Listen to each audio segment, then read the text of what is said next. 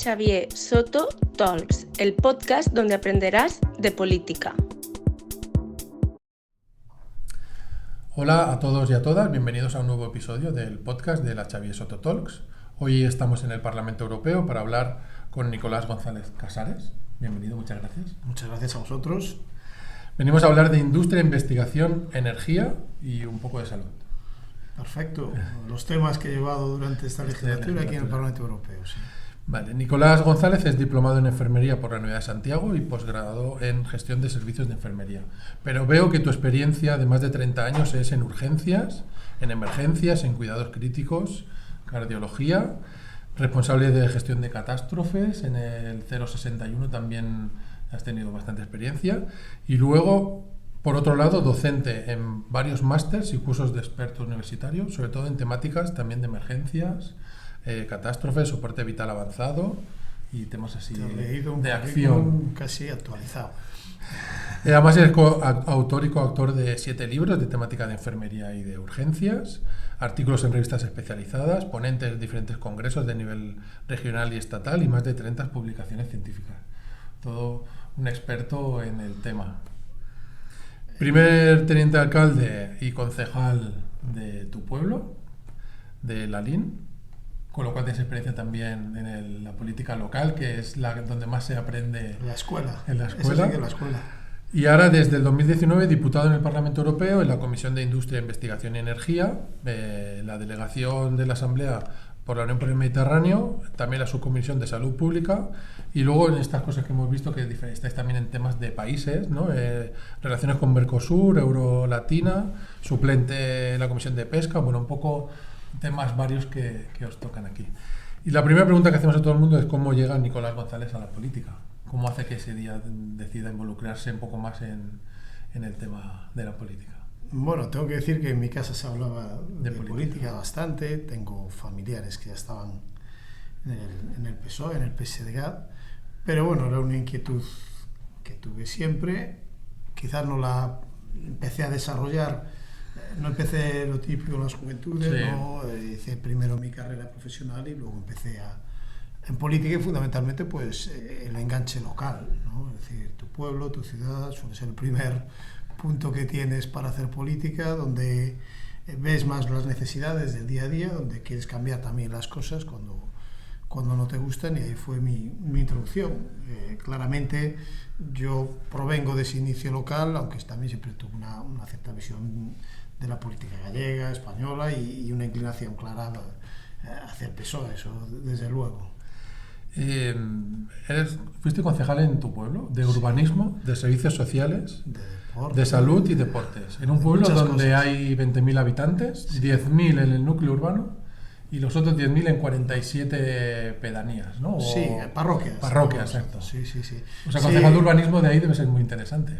Sí, porque no eres de urbanismo urbano y de urbanismo rural. Y la verdad es que hay más terreno rústico que urbano, de tal manera que sí que es complicado, pero bueno, en las otras áreas también. Y servicios sociales, claro, hay muchos casos. Sí, y la despoblación poblacional, claro. El envejecimiento, gente que vive sola, la dificultad también de las familias rurales cuando tienen niños y prestarles servicios, exacto. O cuando tienen niños y un mayor cuidado, eso es complicado, y también desarrollar pues un urbanismo sostenible, eso también me preocupó. De hecho, bueno, también fue uno de mis primeros enganches en las gestiones europeas, claro. Porque ahí, bueno, pues gestioné bastante fondos europeos. Y hay que tener mucho ingenio y mucha imaginación para poderle darle soluciones a gente con pocos recursos. Al final los ayuntamientos, los recursos que tienen son bastante limitados, ¿no? Y sobre todo dedicarle mucho tiempo. Es decir, yo creo que la dedicación de los políticos municipales, cuando de verdad se implican, es elevada y se vacían. Sí. Si de verdad tienes vocación, te vacías y dedicas muchísimo tiempo, escuela. Pero también es una escuela. Yo, mucho de lo que sé lo aprendes ahí, ¿no? El día a día, sobre todo gestionar el día a día en la política municipal, eso es lo más complicado. Xavier Soto, que es el nombre de nuestra escuela de formación, un político catalán que falleció hace un tiempo, él llevaba sobre todo temas de juventud en el Parlamento. Estuvo en el Congreso de los Diputados, pero también en el Parlamento, y él reivindicaba mucho la política que hacía el gobierno más conservador que teníamos sobre la igualdad de oportunidades, porque la juventud de Barcelona ciudad tenía unas oportunidades diferentes que la gente de Badalona, de Hospitalet o de otras ciudades del extrarradio de Barcelona. ¿Qué te preocupa a ti de la sociedad actual? ¿Qué hace que cada día te levantes y digas, todavía tenemos mucho trabajo que hacer, hay que cambiar esto? ¿Qué? Bueno, lo que te preocupaba, ¿sabes? Soto, era la desigualdad, ¿no? Y reducir las desigualdades. Y yo creo que eso es el ADN del Partido Socialista, de reducir esas desigualdades desde el principio, desde el inicio, desde que funcione un ascensor social y que todos tengamos esa igualdad de oportunidades. Por tanto, equilibrar el campo de juego, pero ya desde el inicio, eso es tremendamente importante. Y además corregir las desigualdades o las carencias que vemos en nuestras sociedades, que llevan también a que unas personas tengan más oportunidades que otras. Eso creo que es el eje central de nuestras políticas socialistas. Creo que hasta que llegó Zapatero no habló tan claramente de las desigualdades, es decir, en los anteriores gobiernos socialistas se hizo muchísimo la lucha contra la desigualdad en España, en crear un verdadero ascensor social, que se hizo en los gobiernos de Felipe González de una manera extraordinaria, pero quizá quien le pone un poco esa etiqueta de centralidad en las políticas socialistas es José Luis Rodríguez Zapatero, también introduciendo otro elemento fundamental en la igualdad, que es la lucha feminista, ¿no? Y yo creo que ahí es donde nos reconocemos y es por lo que tenemos que luchar cada día. En cualquiera de los ámbitos que supongo que luego tocaremos, debe estar también esa aspiración socialista de reducción de las desigualdades que nos encontramos en nuestra sociedad. Digo, las iniciales, pero también las que nos vamos encontrando por el camino. Vamos a hablar un poco de los temas que has trabajado en esta legislatura aquí en el Parlamento Europeo. Y primero te quería preguntar sobre la Ley Europea del Clima, sobre la neutralidad climática, el Pacto Verde, la emergencia climática que estamos viviendo hoy en día. ¿Cómo se ve desde aquí, desde el Parlamento Europeo, lo que está pasando en los diferentes países? O explícanos esto de la neutralidad climática, ¿qué significa? Bueno, esto sería para un podcast de 6 o 7 horas, ¿no?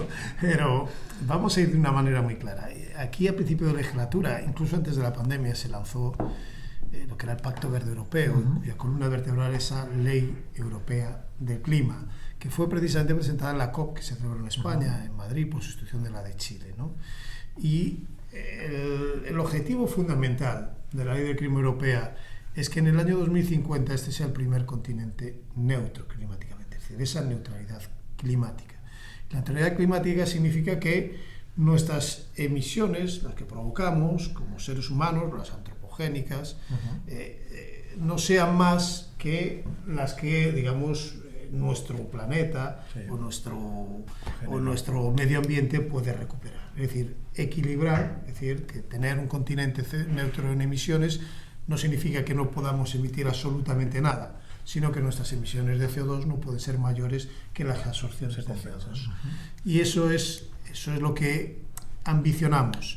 Y posteriormente hicimos una declaración dentro de ese Pacto Verde Europeo de la emergencia climática. Porque la emergencia climática quiere decir que el cambio climático no es algo que vaya a pasar, sino que ya está afectando claramente a nuestras vidas. Hoy leía que nuestro continente, el planeta entero, en relación con los datos, digamos, previos a la revolución industrial, se ha calentado aproximadamente 1,8 grados. Ya estamos por encima del 1,5. Esto a veces es coyuntural, no es definitivo, ¿no? Pero que está claro es que estamos viviendo esa emergencia climática y no la vamos a vivir solo nosotros, la van a vivir las generaciones que vienen a continuación, con efectos que algunos vamos conociendo, pero otros no somos capaces totalmente de prever. Y eso significa que, además de reducir nuestras emisiones, lo que es mitigar, es decir, reducir nuestro daño que hacemos al planeta en el cambio climático, también tenemos que conseguir adaptarnos.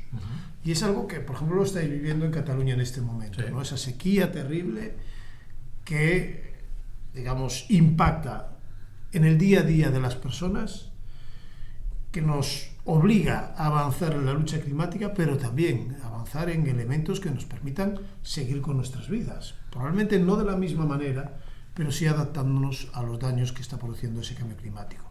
Que digo, está produciéndose ya, esa es una prueba, pero hay otras en todo el mundo de que nos enfrentamos a un planeta que está cambiando y que tenemos que ser conscientes de que ahora empezamos esta lucha, pero esta lucha tiene que continuar y ese objetivo del 2050 de neutralidad climática no va No por sí solo, aunque alcancemos esa neutralidad climática, no vamos a parar el cambio climático. Pero sí, desde luego, vamos a disminuir los riesgos para nosotros y para las generaciones venideras. Y vinculado a esta estrategia de neutralidad climática, hay otras políticas que hemos de poner en marcha. Veo que hay una estrategia de la Unión Europea para la bicicleta. Sí. Y movilidad sostenible, vehículo eléctrico y otras energías que luego hablaremos. Pero todo está relacionado. O sea, al final tiene que llegar... No puedes estirar más la manta de un lado porque se te destapa del otro. Entonces, hemos de avanzar en todos los campos a la vez. Claro, porque en esa ley que hablábamos, en la ley del clima, dice neutralidad climática en 2050 y reducir nuestras emisiones al menos un 55% en el año 2030. Claro, para seguir esa trayectoria hay que cambiar en esta sociedad. Eso es lo que llamamos nuestra transición ecológica. Y esta transición ecológica tiene que producirse en todos los sectores de la sociedad que habitamos, en absolutamente todos. Y nos obliga a regular, a introducir normas y cambios. Y además esos cambios, en algunos casos, pueden tener implicaciones sociales.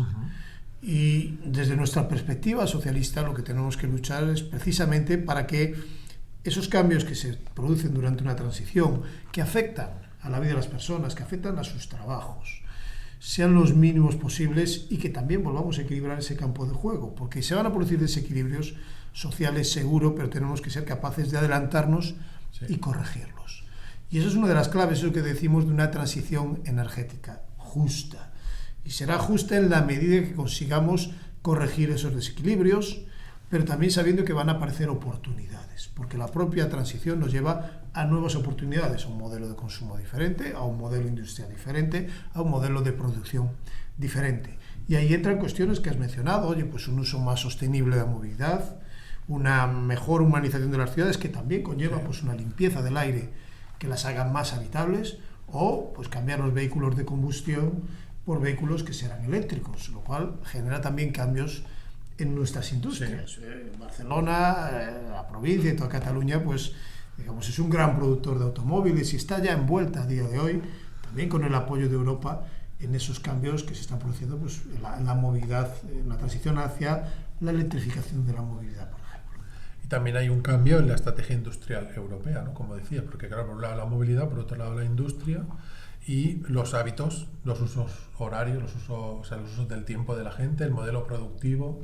El teletrabajo, por ejemplo, también está ahorrando energía en centros. O sea, hay como un plan más completo. Hablemos un momento de la situación energética, porque es verdad que ahora hemos tenido unos meses o un par de años bastante complicados con la guerra de Ucrania y todo.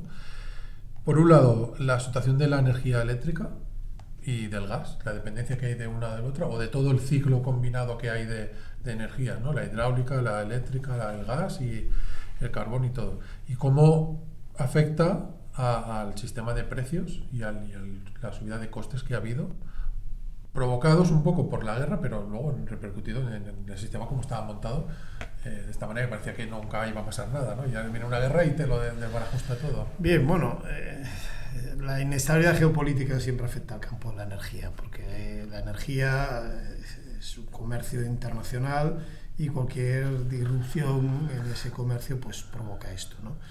Pero sí que es cierto que a finales del año, después del verano de 2021, cuando estábamos saliendo de la pandemia, cuando la gente también empezaba a consumir, no salíamos totalmente, pero estábamos empezando a salir, la gente empezaba a activar el consumo, con lo cual necesitas también recuperar consumos energéticos. Se empezó a notar que pasaba algo, ¿no? Sobre todo los precios del gas empezaban a elevarse, Putin empezaba a amenazar, ¿no? con Ucrania, empezaba también a cortar un poco el grifo del gas, a reducir los envíos, de tal manera que esa subida en el precio del gas contagiaba inmediatamente al precio mayorista de la electricidad, que muchas veces no es el que nos llega inmediatamente a la factura, pero que acaba llegando, acaba impactando. ¿Qué pasa? Que en España, por el sistema de conjunción de precios, que es el mismo que toda Europa, pero en la traslación a las tarifas era mucho más rápida, es decir, era más inelástica, ¿no? Tenía una traslación. Poco éramos un canario en la mina de lo que iba a pasar en el resto de Europa, y lo notamos. Y ahí el gobierno español yo creo que hizo un gran trabajo de liderazgo en Europa, el gobierno Pedro Sánchez con Teresa Rivera, hicieron un trabajo de mentalizar al resto de Estados miembros que eso que nos estaba pasando primero en la península ibérica iba a pasar a todos. Y así sucedió, es decir, las tarifas aumentaron, los precios aumentaron y todos nos vimos golpeados. Y aparte una carrera desesperada pues por conseguir el gas que Putin había cortado. Entonces es cierto que ahí existe una vinculación entre el precio del gas y el precio de la electricidad, y esa disrupción pues provocó también grandes cambios en nuestros sistemas de producción, en algunos países más que en otros, y dio lugar a una crisis energética que se convirtió en económica e inflacionaria, sí. Porque la primera inflación que tuvimos fue la de la energía y luego se trasladó pues en segunda ola pues a todos los productos que consumimos, sí. Sobre todo lo vimos de una manera muy clara en los alimentos, ¿no? Pero claro, los alimentos producidos agrícolas se producen también con energía o con fertilizantes que provienen fundamentalmente del gas natural, de un proceso productivo. De tal manera que era preciso actuar en ese campo.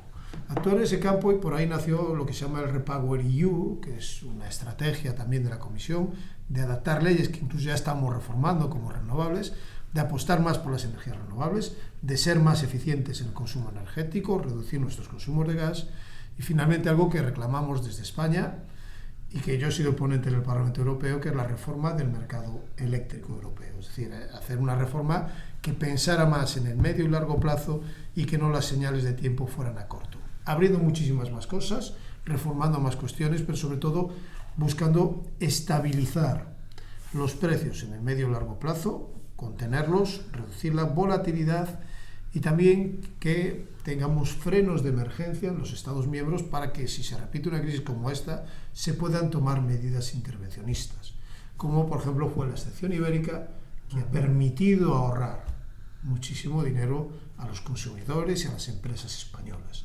Y esto tenemos que decirlo y sentirnos muy orgullosos como socialistas de que hemos paliado buena parte de la crisis que sufrieron otros países europeos gracias a las medidas tomadas por el Gobierno de España, tanto en España como aquí en las instituciones europeas.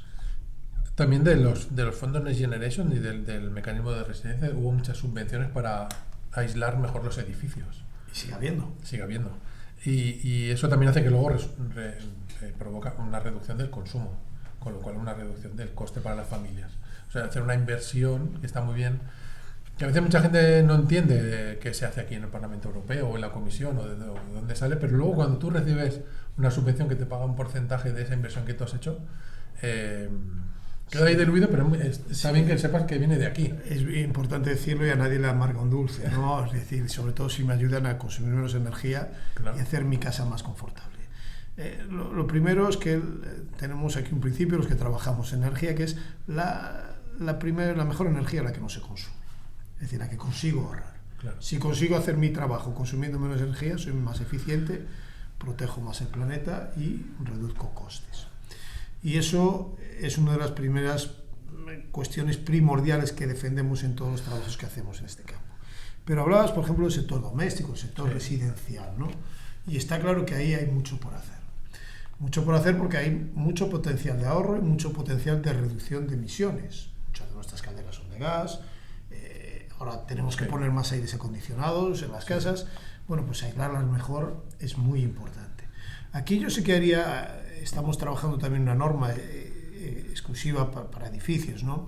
Y diría algo que es muy importante y que las administraciones estatales y regionales deben tener en cuenta, también desde aquí, desde el Parlamento Europeo, las nuevas normas. Y es que ese dinero del que hablas sí que llega, y está llegando, pero tenemos que conseguir que esos fondos permeabilicen en las capas sociales con menores ingresos.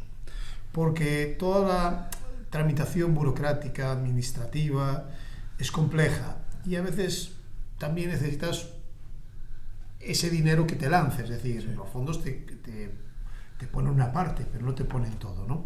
Entonces tenemos que buscar herramientas que posibiliten que las personas con menos ingresos puedan acceder también a esto. Si no, vamos a dedicar esas ayudas a gente que las necesita, pero no las necesita tanto como otros que se quedan sin ellas. En un anterior podcast que hablábamos con Raúl Moreno, que es diputado en el Parlamento de Cataluña, sobre el estado de bienestar, precisamente hablábamos esto, ¿no? de que hemos de evidentemente hacer una transición energética y una transición digital y climática, pero que no hemos de olvidar de que eso ya de por sí generará otras desigualdades que hemos de complementar. O sea, las desgravaciones fiscales o ayudas para que se puede permitir cambiarse las ventanas, está para que se las puede cambiar, pero luego hay otra gente que no puede cambiárselo. O, por ejemplo, la reducción de emisiones de los vehículos. Hay gente mayor que tiene un coche que todavía le funciona, pero se lo han tenido que cambiar porque no tiene la pegatina para poder circular en las grandes ciudades. O sea, por un lado está el incentivar, pero por otro lado hay que subvencionar o ayudar para no generar nuevas desigualdades, como tú Esa es la parte social de la transición energética. Es decir, nosotros tenemos que ser capaces de empujar la transición, desde nuestra ambición política, empujar esa transición, pero al mismo tiempo ser capaces de saber dónde se van a producir los equilibrios, adelantarse y poner en marcha estrategias que lo eviten, como estrategias de transición justa, como las que está llevando, por ejemplo, el Gobierno de España en muchas zonas, en muchas comarcas del territorio estatal, y yo creo que ese es el camino, pero no siempre vamos a conseguir llegar a tiempo, eso es cierto. Entonces tiene que haber como segundas redes y una reevaluación constante de de las medidas que vamos poniendo en marcha. A mí, por ejemplo, esto que hablábamos me preocupa que yo creo que cada persona debe tener el derecho a producir y compartir su propia energía, y eso lo hemos defendido en la reforma del mercado eléctrico, es decir, que yo, por ejemplo, tenga un techo solar y oye, que mi techo es abundante y mi vecino o mi hijo o un primo mío que no tiene esa posibilidad, pues pueda compartir mis excedentes con él, ¿no? También democratizar ese campo y abrir esas posibilidades. Pero que yo que puedo hacerlo, que pueda haber más personas que puedan hacerlo. También esas subvenciones a lo largo del tiempo, por ejemplo, para autoconsumo, para soluciones de comunidades energéticas, tienen que abrirse a toda la sociedad. Y yo creo que, por ejemplo, en este punto los ayuntamientos van a tener un papel muy importante, porque tienen suelo. Y tienen suelo que a veces no es productivo, o que tienen un parking, o que tienen un techo de un pabellón polideportivo, ¿no? Y ahí yo creo que ahí tenemos que abrir a los más vulnerables esas posibilidades. En el tema que has comentado de la energía solar, por ejemplo, es como se entiende más fácil que si tengo la gente que vive en casa, porque en los que vivimos en la ciudad en bloques es bastante más complicado a veces ponerte de acuerdo con los vecinos para pintar la escalera, ya no te digo para invertir dinero en poner las placas solares. Hoy es más fácil, que invertir las placas solares que pintar las escaleras. Yo lo hablaba con un vecino, digo, si pudiésemos ceder el tejado, porque nosotros tenemos tejado normal, pero es un bloque de vecinos, no hay terrado de plano, sino que es así. Digo, oye, si se lo cedemos a una empresa, que ellos hagan la inversión y a cambio pues nos den un alquiler que sea el consumo de la luz de la escalera y alguna cosa de compensación y el resto que sirva para amortizar, pues ya estamos autogenerando, pero es más fácil esa fórmula que nosotros podamos ponernos de acuerdo. Pues no siempre a todos los vecinos les va bien invertir la parte que le toca. Las normas están cambiando. Es complicado ponerse de acuerdo. Y cada vecino tiene su parte de techo y podría utilizar. Eso está cambiando, ¿no? Pero en cualquier caso, estamos hablando ya de algo que es un concepto que he escuchado pues, a un compañero vuestro, del PSC, que es David Lizoain, que es socialismo solar, ¿no? Que es una cuestión que, hablando de energía solar, que no solo tiene que ver con la energía solar, pero la posibilidad de que todos participemos en el campo de la energía que parecía reservado a grandes compañías. Es decir, es cierto que no voy a producir toda mi cantidad de energía que consumo, porque solo estamos hablando de electricidad y hay otras energías también, pero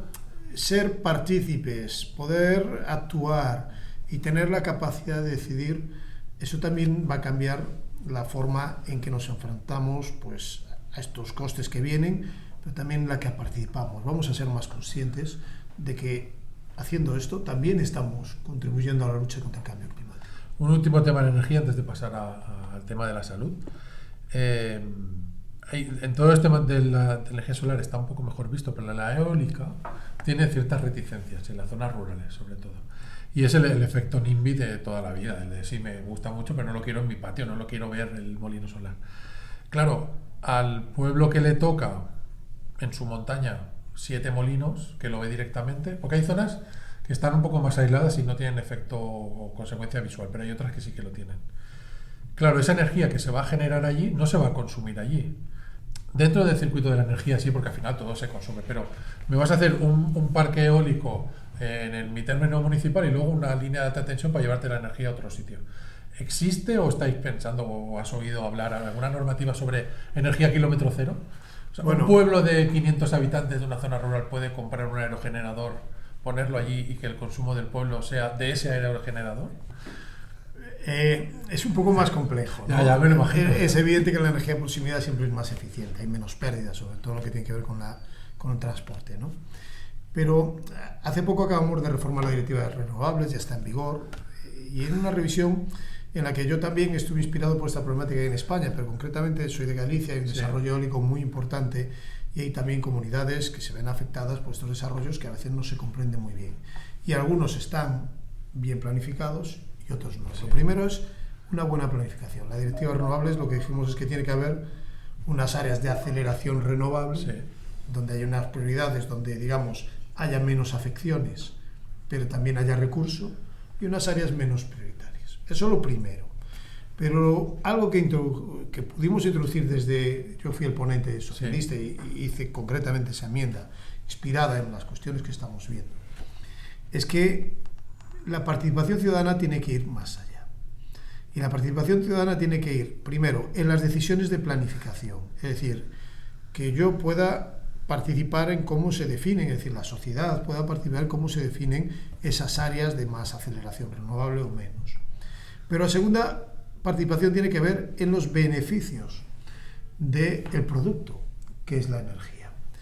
Y yo creo que aquí tenemos una oportunidad.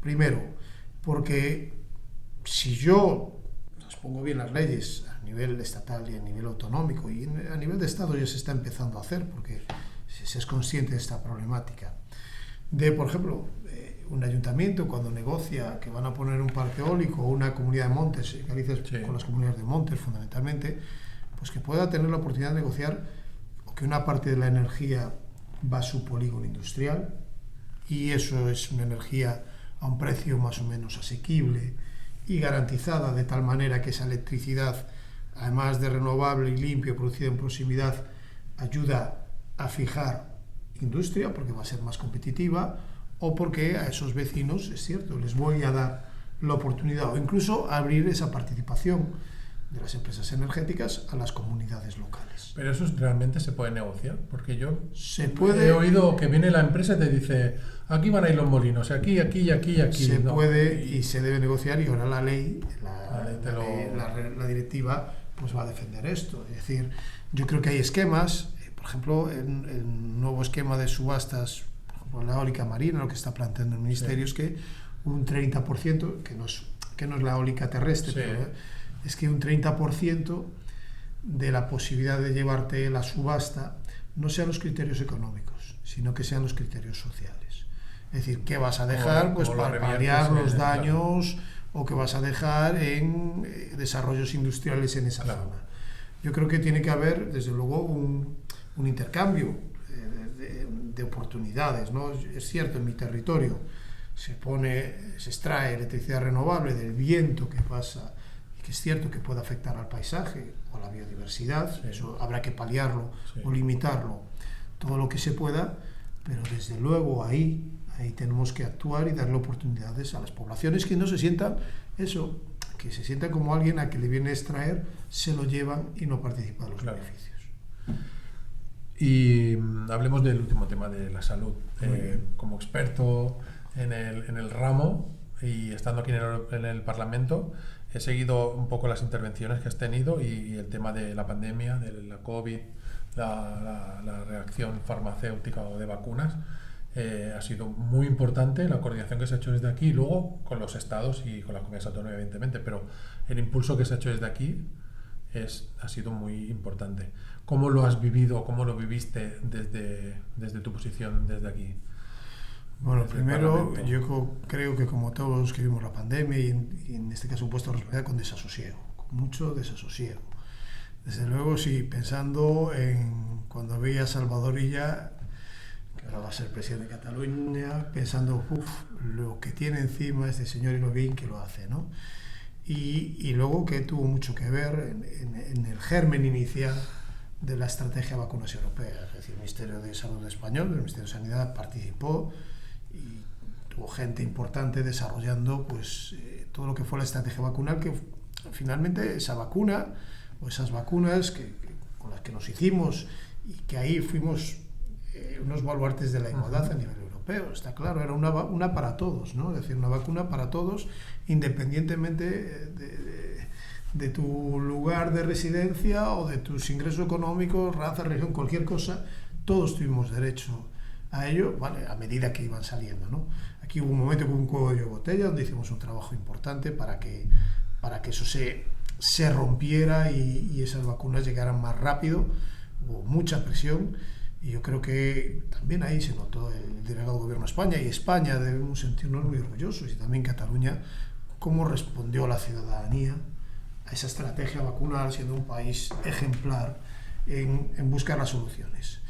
Luego eso dio lugar también a lo que llamamos la Unión Europea de la Salud. La política europea de salud era un poco, pues, unas políticas de coordinación, era un poco la María de la política europea. Y en ese momento se hizo madura, ¿no? Nos dimos cuenta que las amenazas de salud no entienden de fronteras, que hay problemas comunes, que debemos resolverlo con soluciones comunes y estrategias comunes. Y tenemos una Agencia Europea del Medicamento que reforzamos, fui ponente durante ese momento, reforzamos la Agencia Europea del Medicamento para que tener, digamos, las estructuras necesarias para que, si esto vuelve a pasar, esas lecciones aprendidas podamos seguirlas poniendo en marcha.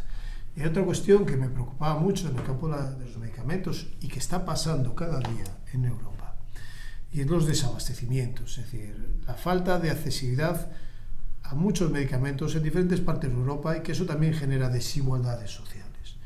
Ahora lo estamos tratando de paliarlo con esta estrategia farmacéutica, con la revisión de las directivas farmacéuticas. Yo creo que vamos en el buen camino, no todo lo que se debería, también en la lucha contra el cáncer, porque esta estrategia tiene que ver mucho también con el trabajo realizado en el Comité de Lucha contra el Cáncer. Y algo que diría que quiero señalar aquí, porque estoy en una escuela del PSC que es muy catalán, la importancia de la investigación sanitaria en el desarrollo farmacéutico. Y hace poco estaba con nuestra compañera aquí en el Parlamento, con Laura Ballarín, en el Clinic, viendo, pues, las terapias innovadoras en la lucha contra el cáncer, cómo se desarrollan terapias específicas que son la punta de lanza en investigación a nivel europeo, que están creando nuevos caminos para salvar la vida a muchas personas, como los que se llaman terapias CAR-T, el proyecto ARI, que es una maravilla, que se hace en el Clinic, y otras cuestiones que también se hacen en la Vall d'Hebron. Pero yo creo que ese es el camino, también impulsar esa investigación y el desarrollo en Europa.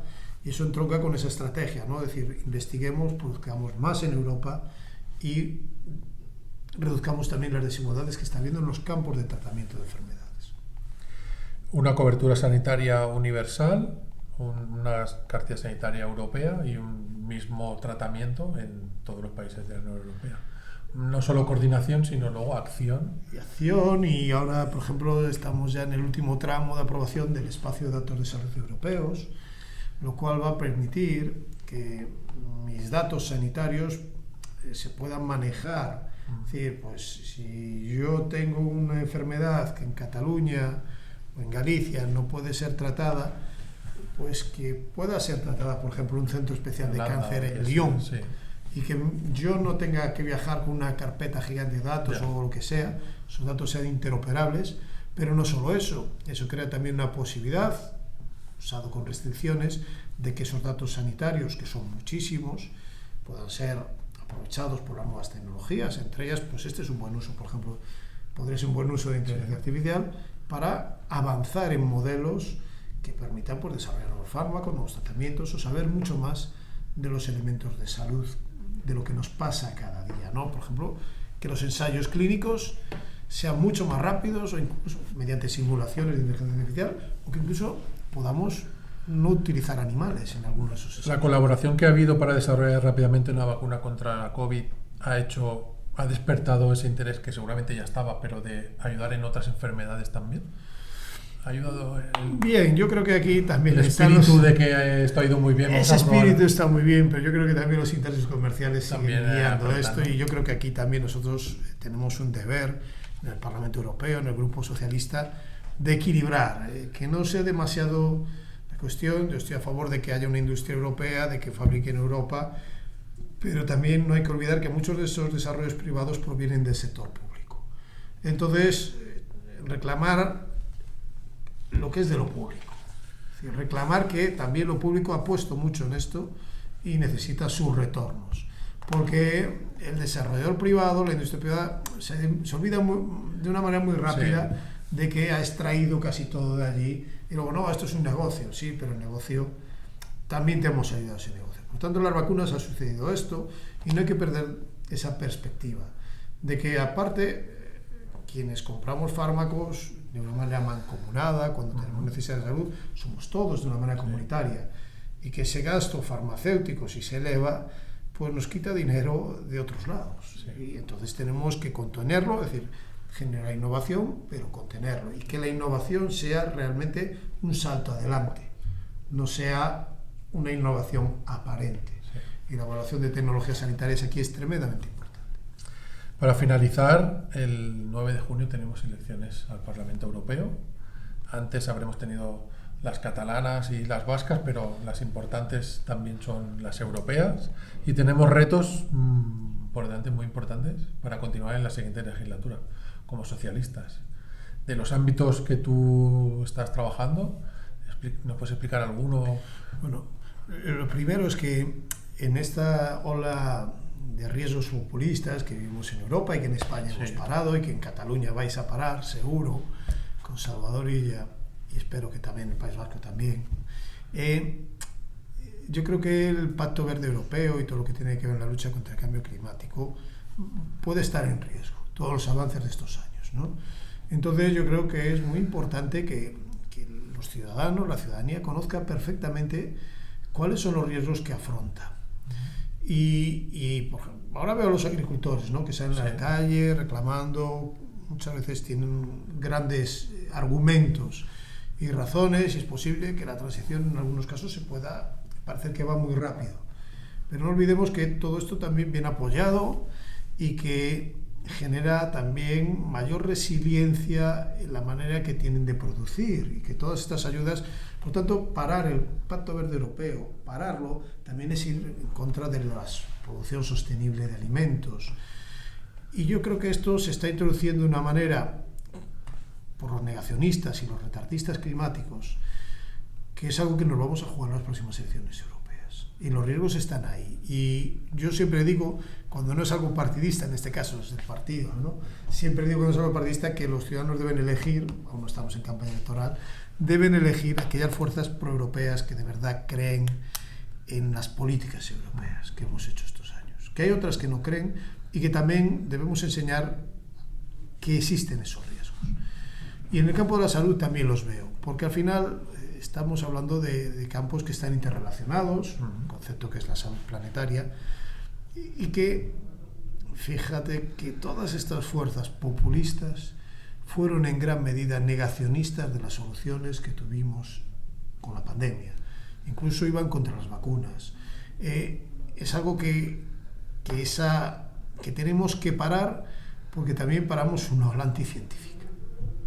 Y yo creo que la ciencia nos aporta mucho más que ese populismo negacionista, y que como socialistas debemos confiar en la razón humana más que en otro tipo de argumentos que no son de razones, y cargarnos de ellas en estas elecciones europeas para luchar y para parar esa ola populista en Europa. Pues muchas gracias, Nicolás, por tu tiempo, por compartir con nosotros estas explicaciones tan claras, y que seguro que a la gente que sigue el podcast le va a gustar y lo va a entender muy bien. Bueno, eso espero. Muchas gracias a todos vosotros y vosotras por haber visto este podcast. Si os gusta, pues habrá en el canal muchos más podcasts sobre diferentes temas. Y muchas gracias, Nicolás, pues muchas gracias por estar aquí. Gracias. Recuerda que puedes seguirnos en Instagram, YouTube, Spotify, iVoox y Apple Podcasts.